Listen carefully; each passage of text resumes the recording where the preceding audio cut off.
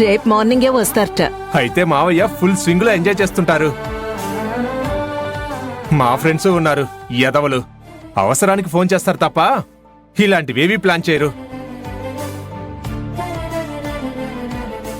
ఏంటబి ఇవాళ ఇన్ని ఐటమ్స్ చేసావు? ఊరికే అందరూ తింటారని. నిజం చెప్పు, ఇవన్నీ రాహుల్కి ఇష్టమైన ఐటమ్సే కదా?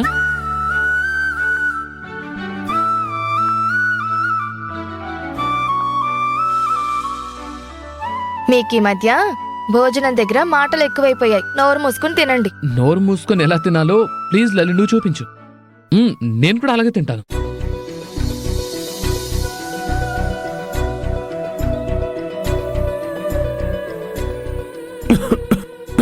అయ్యో జాగ్రత్త అండి. ఇదిగో మంచినీళ్ళు తాగండి.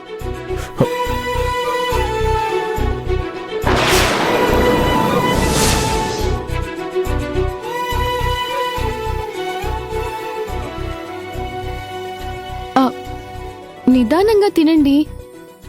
నెయ్యేమైనా వేయమంటారా?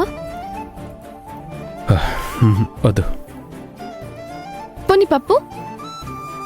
వద్దు. సరే. మీరిద్దరూ ఇలానే ఎప్పుడూ సంతోషంగా ఉండాలి. నా దిష్టే తగులుతుందేమో.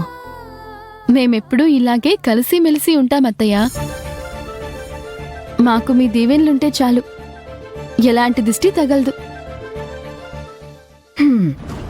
నేను వీళ్ళని విడదీయాలని చూస్తుంటే ఆవిడేమో కలిసి ఉండాలని దీవిస్తోంది, ఇదేమో రెచ్చిపోతుంది. అన్నయ్య, మీకిష్టమైన మజ్జిగ చారు కూడా చేశాను. మర్చిపోయాను, ఇప్పుడే తీసుకొస్తాను.